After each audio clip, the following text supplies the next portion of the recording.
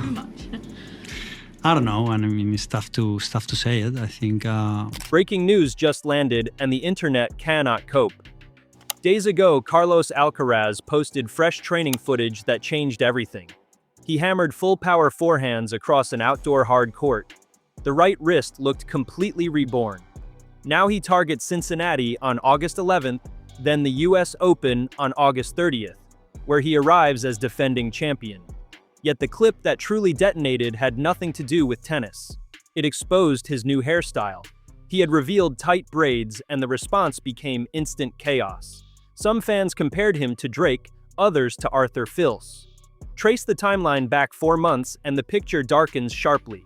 Wrist tenosynovitis in Barcelona wiped out Roland Garros and Wimbledon and buried his entire 2026 season. Back in January, he had stood untouchable, dismantling Djokovic in Melbourne for the youngest career Grand Slam ever seen. The braids sit at the exact hinge between his collapse and the return. His coach and camp keep teasing a strong connection, tying this look to the comeback the sport desperately craves. Subscribe and stick with me if you enjoy tennis breakdowns the big outlets are too timid to attempt. Let me reveal the secret those braids were built to hide. Look at the man who understood the secret before the rest of the planet caught on. His barber dropped the clip first, and the caption carried a sly promise that the reason behind all that length would finally make sense. Thousands scrolled straight past the meaning and locked onto the shock instead. Tight cornrows, threaded close against the scalp, sat where those loose Spanish curls used to bounce. The image detonated across every timeline within an hour. Nobody paused to ask the sharper question. That question is the whole point of this video. The answer starts weeks earlier than the reveal itself. Carlos Alcaraz did not wander into a chair on a whim and walk out transformed. He cultivated this. Braids demand length, and length takes patience, so the Spaniard let his hair grow through the entire summer with a target already fixed in his mind. Every centimeter served a purpose. The plan ran quietly underneath a season that had gone silent, and only the barber's phone gave the game away. Cast your memory back to the FIFA World Cup final in New Jersey. Alcaraz walked onto that pitch to deliver the trophy before Spain toppled Argentina, and fans noticed something odd about him long before they noticed the football. His mane looked shaggy, unkempt, wildly different from the sharp cuts he normally favors. Confusion spread through the comment sections. Why would the most image-aware young star in tennis suddenly abandon grooming altogether? The theories piled up. Nobody landed on the truth. That truth was simply patience in disguise, because the new hairstyle needed raw material and he was busy stockpiling it. Everything about that trip to New Jersey now reads differently in hindsight. He had a starring cameo that afternoon, chosen by FIFA to carry football's biggest prize onto the grass before kickoff, and the whole world got a long look at hair that made no sense for a man usually so precise about his appearance. The delay to the hairdresser was not laziness. It was step one of a design that would only pay off weeks later on Instagram. Once you know the ending, the beginning stops looking accidental and starts looking like the opening scene of something rehearsed. Once the braids surfaced, the reaction split the fanbase down the middle within minutes. One camp adored the boldness and called it his most striking transformation yet.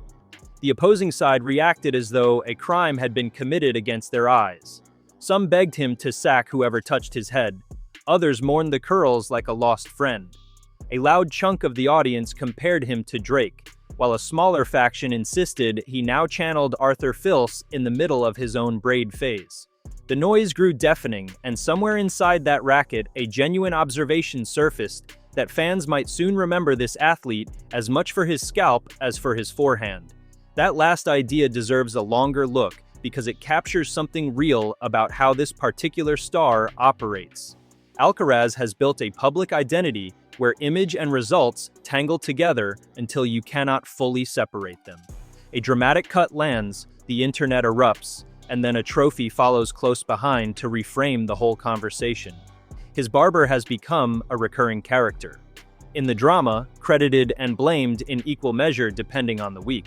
For a sport that often struggles to trend outside its core audience, a 23-year-old who can hijack the discourse with a hairstyle is a marketing weapon disguised as a tennis player. A stranger subplot bubbled up inside the chaos, and it aimed the blame in a surprising direction.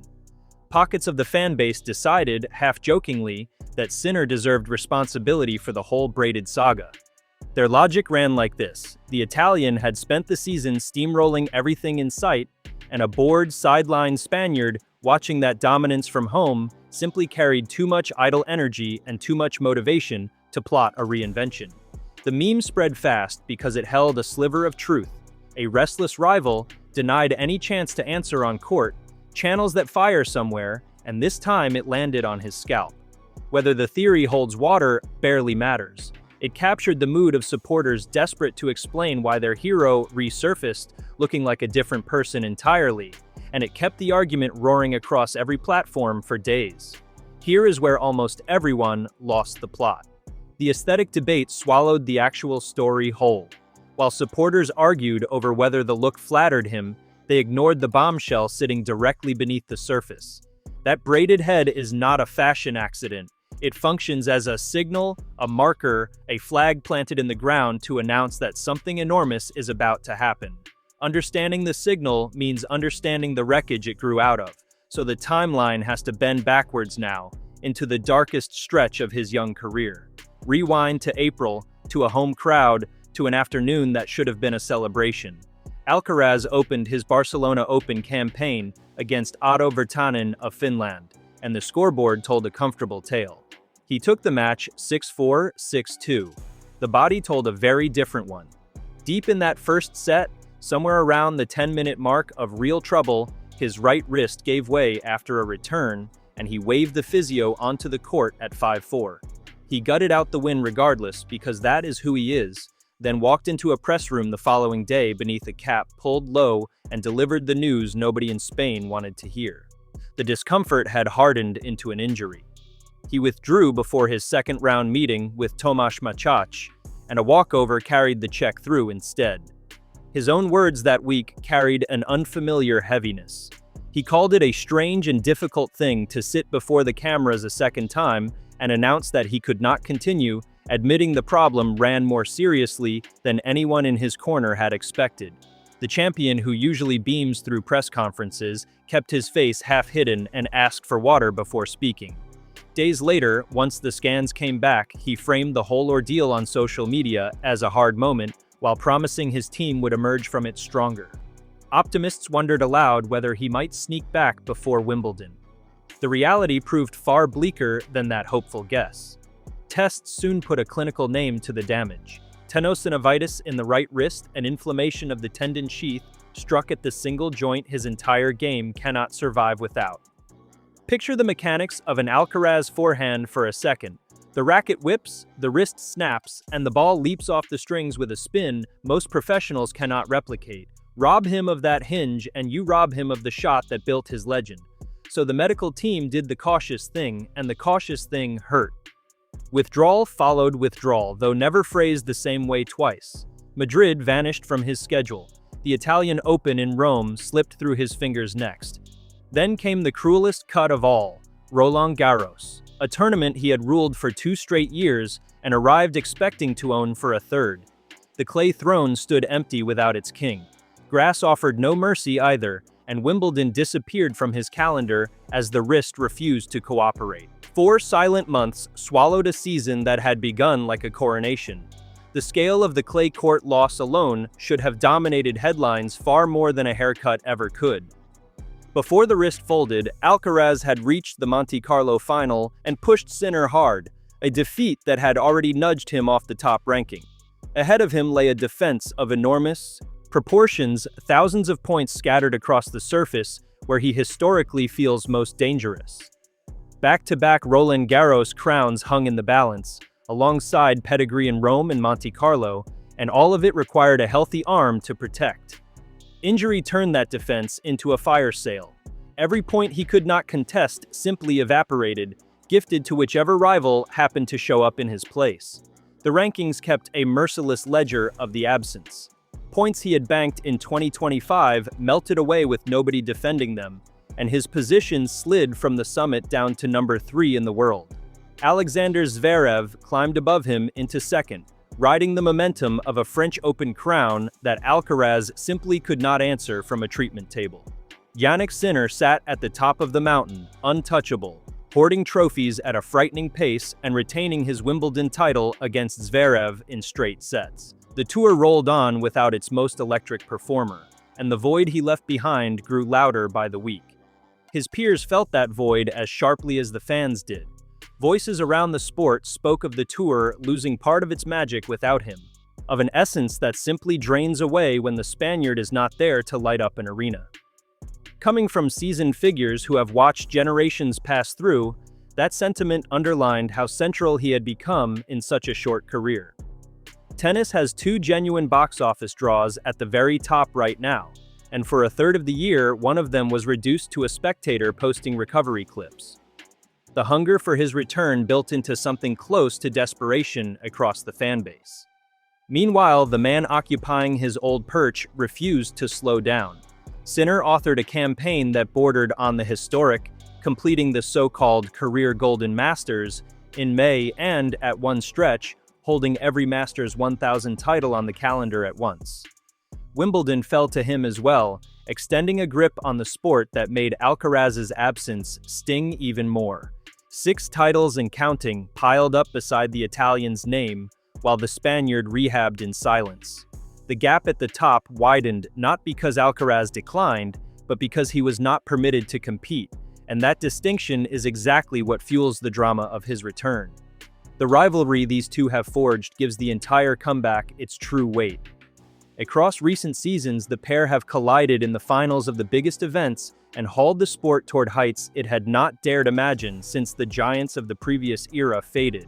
Their Roland Garros meeting became an instant classic, an exhausting epic that swung on the finest of margins, and Wimbledon soon delivered another chapter of the same feud.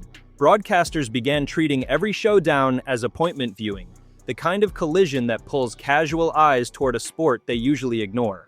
Remove one half of that duel for 4 months and tennis loses its sharpest edge. Sinner kept winning, yet the triumphs carried a faint hollowness, without his great foil waiting across the net. There lies the deeper reason the braids matter beyond fashion. They herald the reunion an entire audience has been holding its breath for, the restart of a duel that defines this generation. A comeback story rarely arrives with a ready-made antagonist already installed at the summit, and this one does. Win the clock back even further, all the way to January, and the contrast becomes almost unbearable. Melbourne belonged to Alcaraz at the start of this year. He tore through the draw, dismantled Novak Djokovic in the final, and lifted the Australian Open trophy that had eluded him until then. That victory carried a weight beyond a single title, because it completed the career Grand Slam and stamped him as the youngest man in the sport's history to win all 4 majors. A 16-match winning streak had opened his campaign. The world lay flat at his feet. Then the wrist folded in Barcelona, and the man who looked untouchable in summer whites simply vanished from public tennis for a third of the year. That collapse is the shadow the braids were designed to escape. A champion does not sit idle for 4 months without the frustration gnawing at him, and Alcaraz is wired more explosively than almost anyone who has held a racket. Boredom and freedom filled the empty calendar. A 23-year-old with no matches to chase and long weeks to fill will experiment, will push against his own image, will hunt for some fresh way to feel like himself again. The hair became the outlet. Growing it, then braiding it, then unveiling it, gave a restless athlete a project while his tendon healed in the background. Now the healing has stopped being a rumor and started becoming footage. This week, Alcaraz posted training clips that changed the entire conversation. The earlier rehab videos had looked tentative, careful, almost apologetic. These looked like war. He struck forehands at full pace on an outdoor hard court, no visible brace, no hesitation in the follow-through, the venom back in the swing that made him famous. Cameras caught him practicing outside for the first time since the layoff began, and the sight alone sent fans into a frenzy. His younger brother Jaime stood across the net feeding balls, a quiet detail that told you the family workshop had reopened for business. Every element of that footage carried a message beyond the strokes. A caption reduced to a single hourglass emoji said more than a paragraph could. Time is nearly up, Fans decoded that tiny symbol within seconds and lost all composure, flooding the replies with countdowns and prayers.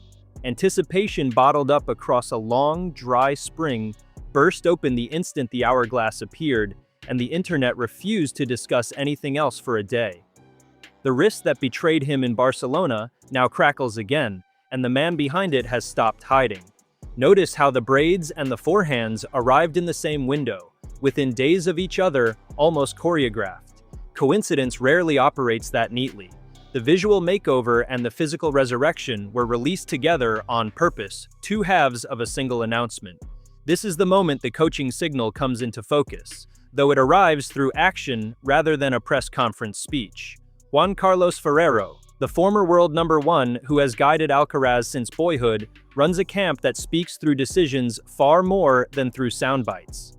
Nobody in that inner circle sat a reporter down to explain the hair.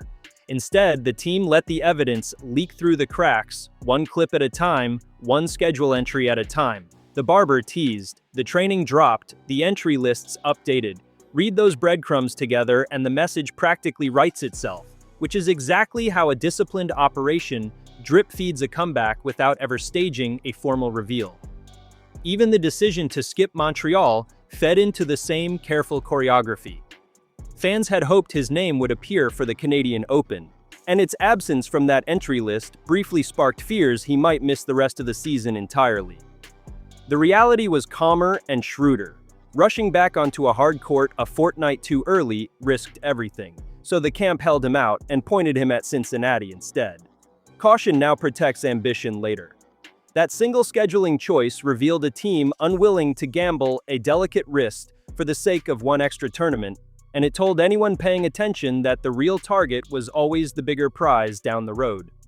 Follow the schedule and the strong connection between the look and the return snaps into sharp relief. Alcaraz targets the Cincinnati Open for his re-entry, a tournament running from the 8th through the 23rd of August, with his first match penciled in around the 11th. The Masters event serves as a launch pad, a chance to shake off 4 months of rust before the season's final major. From Ohio, the road leads straight to Flushing Meadows, where the US Open begins on the 30th. Both venues carry a heavy label above his name, defending champion. The weight of those defenses cannot be overstated. Last summer in New York, Alcaraz produced a final against Sinner that observers hailed as one of the most complete performances of his career, and he walked away with the title. Cincinnati fell to him too, though that final wore an asterisk, because Sinner retired through illness after just 23 minutes, with the Spaniard already leading 5 games to love. Silverware is silverware regardless of the manner, and now every point of it must be protected against a field that never stopped competing. He returns rusty, tested, and hunted into an arena where he has the most to lose. Seeding math sharpens the tension even further. Slotted third for his title defense in Ohio, the draw could funnel him towards Sinner in a semi-final and Zverev in a final, the exact two men who thrived while he recovered. A wounded champion steering straight into the pair who profited from his absence carries a storyline no scriptwriter could improve. The braids become part of the theater, a visual promise that the old Alcaraz intends to reintroduce himself violently. Everything about the presentation says a man is done apologizing for being hurt, and the sport can feel the collision approaching. Step back and the hair stops looking like vanity and starts looking like ritual. Alcaraz has turned pre-hardcourt reinvention into a personal tradition, and the pattern runs deeper than a single summer. Think of last year, right before the US Open, when he stunned everyone by arriving at Flushing Meadows with a brutal buzz cut. The origin story only sweetened the legend. His older brother, Alvaro, had gone too aggressive with the clippers during a home trim, and shaving it all off became the only fix available. That accident turned into a talisman. He won the tournament wearing it, then dyed the fuzz platinum blonde days later, earning the affectionate nickname Blonde Caraz across social media. The habit stretches back beyond that. Ahead of the 2024 Australian Open, he unveiled a buzz and fade combination that fans savaged as a prison crew cut, pleading with him not to lift the trophy looking like that. A clay season chop earned similar outrage, with supporters branding his barber's handiwork a genuine crime against the sport. Notice the rhythm underneath the complaints. Every dramatic style change has clustered around a big moment, a fresh chapter, a reset button pressed right as the stakes climbed. The braids slot perfectly into that lineage, arriving on cue at the exact hinge between disaster and return.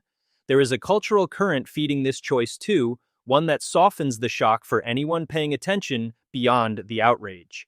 Braided styles swept through Spain's biggest sporting names this summer, turning into something of a fashion signature among the country's athletes fresh off a World Cup try.